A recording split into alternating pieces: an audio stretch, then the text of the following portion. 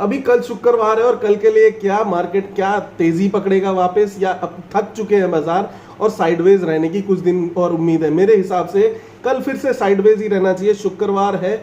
और अभी शाम को जो एफआईआई डेटा आएंगे वो बहुत अहम रहेंगे कि आज भी उन्होंने खरीदारी करी है तो किस सेगमेंट में करी है। तो आपके लिए ये क्या सीखने वाली बात है कि रोज शाम को आपको देखना है एफआईआई डेटा की उस डेटा में क्या है।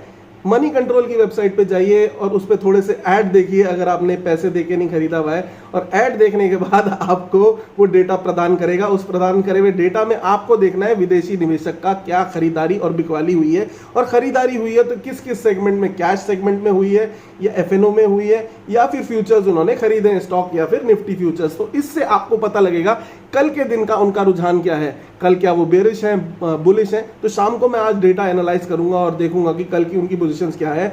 और सुबह सुबह जो उनके ऑप्शंस प्रीमियम रहेंगे, प्रीमियम तो हायर साइड पे ही रहेंगे हमेशा कल, क्योंकि नए नए खुलेंगे तो एक्सपायरी के नेक्स्ट दिन, इसीलिए ज्यादा मूव एक्सपेक्ट नहीं करा जाता।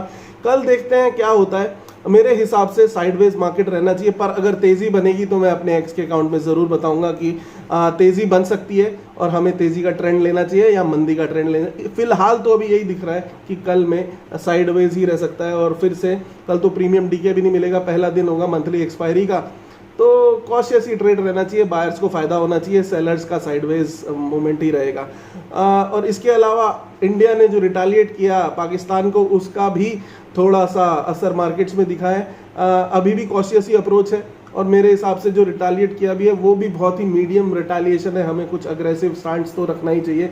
फिलहाल तो हमने सारे उनके जो पाकिस्तानी इंडिया में रह रहे हैं उनको भेज दिया है, और ये तो चलो किया है। बट इंडस वाटर ट्रीटी भी हमने देखा है कि इंडस वाटर की ट्रीटी जो करी थी हमने 60-70 साल पहले, उसको बर्खास्त किया है। बट कई बोलने वाले ऐसे भी बोल रहे हैं कि भाई आजकल जो नदियों का पानी है वो तो इरिगेशन में चलो यूज होता है, बट उससे ज़्यादा उनको फर्क पड़ता नहीं है।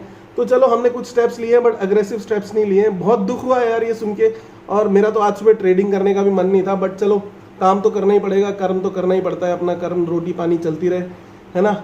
और यही है, आने वाले कुछ दिनों में कॉशियस अप्रोच है। बट नेक्स्ट वीक ट्रम्प अगर कुछ बोलता है वीकेंड पे, उसी वजह से लोग कैरी फॉरवर्ड पोजीशंस नहीं लेके जाएंगे, क्योंकि ट्रम्प जो है वीकेंड में गोल्फ खेलने जाता है, और गोल्फ खेलने के बाद आते ही अपने हवाई जहाज के ऊपर ही उसकी प्रेस आती है, और प्रेस से पूछा जाता है कि प्रेस पूछती है कि हाँ भाई क्या सीन है, तो वो बताता है भाई ऐसा सीन है, चाइना अभी तो उसने बोला कि चाइना से हमने ज़्यादा ही टैक्स लगा दिया, उसे थोड़ा कम करना पड़ेगा। और उन्होंने, मैं पावल को नहीं निकालूंगा, उसको निकालना नहीं है मेरे को, बट उसको बोलना है कि वो लूजर है, वो रेट कट नहीं कर रहा है, इसी वजह से इकोनॉमी रिसेशन में